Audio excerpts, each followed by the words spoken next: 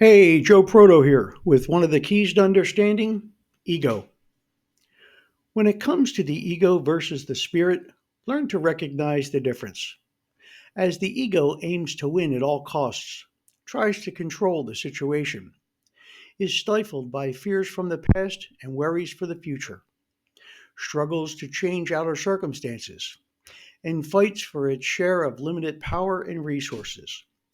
Whereas the spirit finds the best outcome for everyone, trusts all is unfolding as it should be, is open to joy and infinite possibilities in the present moment, manifests desires easily through inner transformation, and taps into abundance and boundless power within.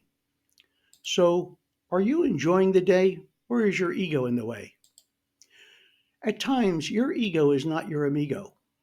So, when fearful or frustrated, pause and take some deep breaths to clear any negative emotions.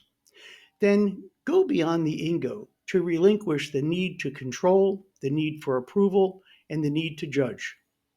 Remember, if it costs you your peace of mind, the price is too high.